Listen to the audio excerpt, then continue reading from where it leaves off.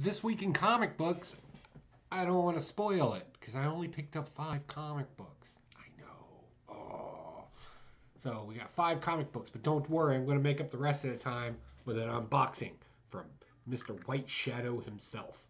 And this is, I don't know what this is. So we're going to get a real live reaction. Well, not live because I'm recording this, but we're going to get a reaction. So let's jump into it. Let's just roll the intro and do this.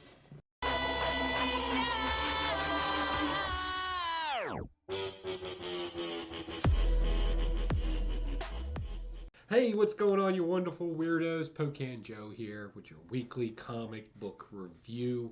But only picked up 5 comic books this week. I couldn't even find anything like dollar bin diving. It's been a weird week for me. So we're gonna review these books, and then, as promised, we're gonna open up a package from Mr. White Shadow himself. I can't say White Shadow without doing that. White Shadow. I don't know why it sounds epic to me. So let's jump into the comic book review so we can get to this. First, right up off the bat on DC, we got Flashpoint Beyond Zero. Right? This is good. If you're a fan of the whole Flashpoint thing, whether it's the cartoon or the actual comic book series, whatever the case may be, you would definitely dig this. If you don't know much because you don't know what Flashpoint is or familiar with that storyline, this may seem kind of confusing to you.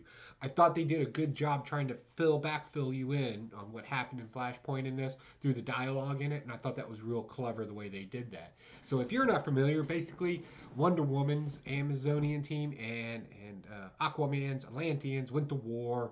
The world's in shambles over it, right?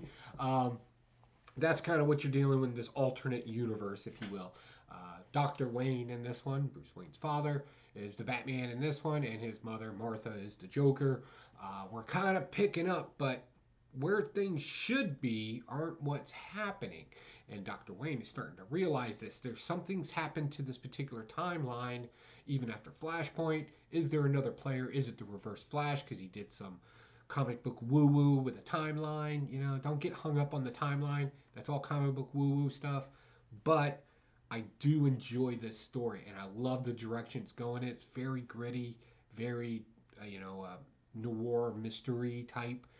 Everything's super just dark in here, and even people's attitudes are just slightly more like what you would expect from a Gotham type story. Like everybody's got this kind of me against the world type attitude, right? And I really, really enjoyed this.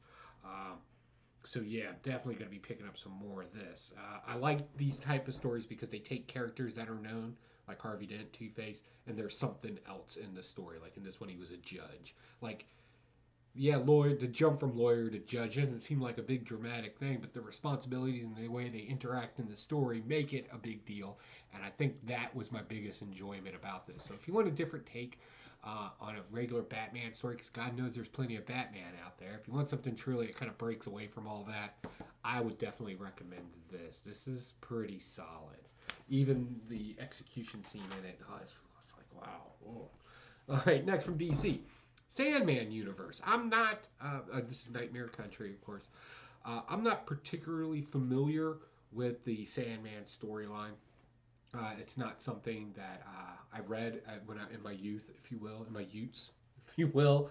But picking this up, you kind of, again, just like the other one, you kind of pick up, you get backfilled real quick on how this all kind of works because you're not dealing with a regular type universe in this. You're dealing with dreams and sleep and what it is and what it actually is, and then this kind of hidden world behind it with somebody that is a main figure, the Sandman, if you will, right? Kind of playing off that. In this one, we get a particular take on somebody who sees visions of this character that has mouths for eyes. We find out why they're eyes, and what that actually means because they eat eyes. So the mouth has to eat eyes. Like, it sounds complicated and weird. And to some degree, I can actually argue that it is. Because even some points I was like, why is this a thing? That doesn't, like, where does this fit in the story? But then you just kind of let your imagination play with it. And I like the way, that's a sign of a good writer to me. When you write something and the story's so good that your own mind will backfill anything in it. It's actually kind of refreshing, to be honest with you. And I'm not like a horror comic book kind of guy. But I did find this, and there's just creepy. There's something like this panel right here, right? You see the eyes, and the kid's sticking his finger in it, it's eating it apart. That was some guy's vision. Like that's just a nightmare he had. Also, I really like this character, this villain character in here, Mr. Ecstasy. Um, I like his mannerism.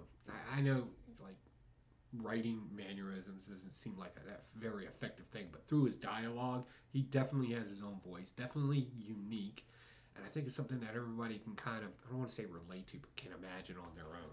This does a great job of telling you a story and allowing your imagination to kind of fill in. So, as the issues come out, if it subverts those, it's not like an in your face kind of thing. It's more like, oh, I didn't even think of it that way. That adds another level to this. And I'm kind of hoping that's what they do with this. Again, not a horror guy, but I'll be honest with you. I would definitely be picking up some more of this. Definitely. All right. Venom number 7 comes out, and I forgot that I dropped this. Like, I was like, and I didn't drop it because I think it's a bad story. I just don't think it's something that really gets my attention. And this issue was kind of proof of that. It kind of solidified that for me. Again, I could see where a Venom fan would definitely love this kind of story. But you get two biker gangs that are facing off, and there's like this weird code of honor between them that just doesn't. It's not real, but it is what it is. Um, Eddie Brock is, of course, the Venom in this one, but Venom seems to fight Eddie Brock on a lot of things, and their banter back and forth almost seems kind of annoying to me to some degree. Like, no, we're going to do it this way because youth power or whatever the excuse is at that point. I don't want to be my father. It's this weird take on sins of the father, right? Should you have to pay for the sins of your father? That's a personal decision at the end of the day. This is obviously Dylan's not hearing that. Like, he's going to go do his own thing, and somehow or another it seems to be working out. Like, he doesn't make bad decisions, apparently. All right, we have Bedlams in this. This is another type symbiote, I'm assuming, playing a role in all of this, too. What his actual demeanor is, because what he's saying and what he's doing doesn't exactly align. It's kind of weird. Um, and of course the foundation, the scientific foundation, of course, are chasing down Dylan's Venom. Of course, I don't know. It seems very, again, it seems like a generic Venom story to me, and it's just something like. It's almost predictable, and I'm not sure. But to be honest, I think I would give it one more issue if I had nothing else to pick up. To be honest, just to kind of go mind-numbingly into the story, I guess. All right, next, G.I. Joe put out their 40th anniversary special, and it's a remake of the silent issue, and it's still silent, still Secret Squirrel silent, right? But what they did is, and I can appreciate this, they updated the art in the original one to something a little bit more aesthetically pleasing today, and just to show that they honored the original silent issue, they reprinted the old school one in the back. So, and I know that's an expensive comic book right now. I think this is a great alternative because you always hear people talking about it. If you've never seen the story, there's no dialogue in it. There's just things happening. And it's always told the story very, very direct by the imagery that they use in it. And I find that very effective. And even this updated version of it, like, it's still honored the old school one very well. And I really enjoyed this. I would recommend this. I had the silent issue. I've read it, and I always kind of liked it. Like, sometimes words just kind of get in the way of a good story. Does that make sense? Probably not. But if you've seen the silent issue, you're like, you don't need words. It tells its own story. I think that was the beautiful part of it. All right, last. I told you, it's 5 comic books. It's crazy. A Town Called Terror. So this does one of the thing that I really enjoy. This kind of shadow world, right? We have our reality, and then there's this place that's far off, and monsters and freaks, and those things live there, and they live under the guise and the shadows of the real world. This plays with this, where a gentleman's father passes away. Apparently, this isn't his first time, And apparently his father's very powerful in this particular, we'll just call it Monster World or Shadow World. We'll go Shadow World with this one. Where he sends people to kidnap his son to come back because he's got to piece his father back together. Apparently he doesn't die. He needs to be put back together because that's what it opened up the story as. And as you read through it, it was like, oh, pretty cool. And apparently this little town of terror has a lot of power, right? Like they can do things like you saw in Something is Killing the Kids, where they can like talk to the police department and make things happen and change media and stuff like that. So it's pretty interesting. I love to see stories jump through hoops on how you would stop, something being reported to the police or how you would stop that. And I think this takes a really unique twist to it. I want to read more of this, but this is one of those ones where my comic book shop has to say, all right, we'll get some more if enough people want it. So if anybody goes to Zeno's Books in Chesapeake, Virginia, and you guys read this story, we need to band together because if 5 of us say we want the book, he will get the book. So if you watched it, I don't know why you would, but please. All right, so that takes care of my comic book review and all. Again, sorry it was so small, but I'm not interested in anything X-Men right now. That was a lot of it actually. So let's do an unboxing from Mr. White Shadow, a good friend here on YouTube. His link will be in the description below. If you like Star Wars stuff, he gameplays it. He collects the figures for it. He has a Saturday banter where a bunch of YouTubers come on there and we talk about various things. He's an interesting guy. He's definitely, that higher smart guy stuff. Like, that's his thing. We often joke that he runs StreamYard.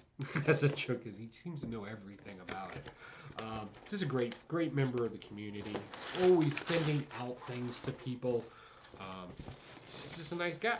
He's a nice guy. So first thing we got here is we got a little white box.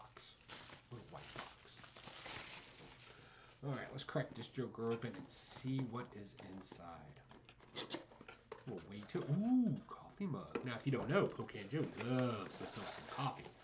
I'm one of those people that can drink coffee all day long. Oh, and he's got his logo on it. Oh, so I can show you his logo, right? So yeah, he's got his logo on it. And then Chip Getler did me a solid by over at the Evil Lair Projects and Build channel. I have a banter up there, and it wasn't a very good banter. I'm not like artistically talented in any way. I just kind of throw things together. And he was nice enough to make the banter and put it on this coffee mug with his. That's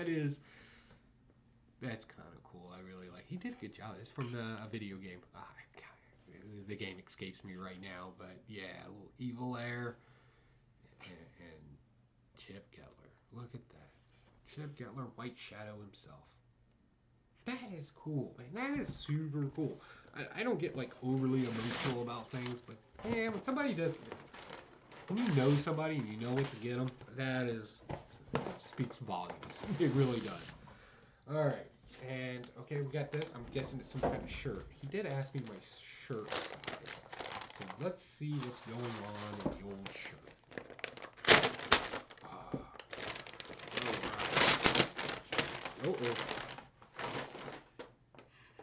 This is a guy that gets you. I'm going to tell you why. You're going to be amazed by this. Throw that away. We don't need that.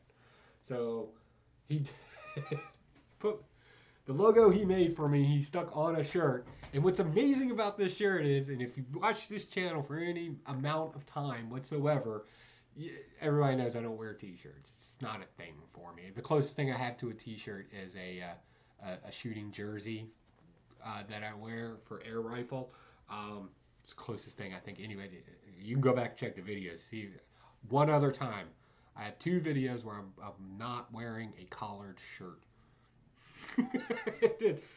Look at it's that material. I really like that moist awakening material, right? Like I'm a middle-aged man that lives in suburbia. There's my uniform, right? Oh, I am so rocking this.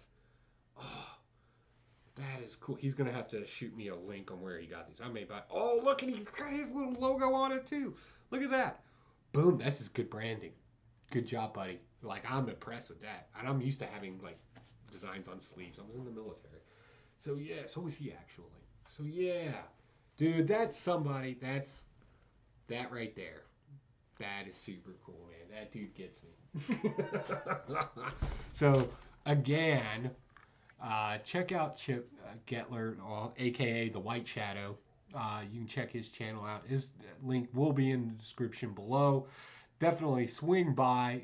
Let him know Pocan Joe sent you as a big thank you for this. I can't tell you how it's the little things. It really is. It really is. And that's that make huge bounds, and that really did. Thank you very much. I would cry, but I'm what you call a real man. I'm kidding. I'm gonna go cry after this. All right, guys, that's my whole review and unboxing for this week. Keep your eyes open because I'm going to PlanetCon. Yes, PlanetCon in Kansas City, Missouri. I'm going there.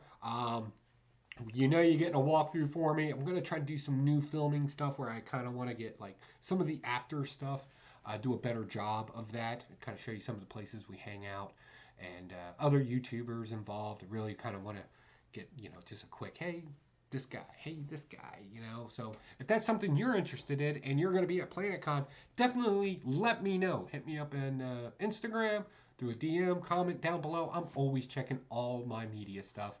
So definitely let me know. I want to meet you. We can have a beer. We can talk about comics. We can talk about how cool polo shirts are versus t-shirts. I'm just saying. I'm kidding. All right, guys. I got nothing else. I'm going to head out of here. I got my next Evil Lair project. I got to get started on that before I head off to PlanetCon. So I'll talk to you later. Bye.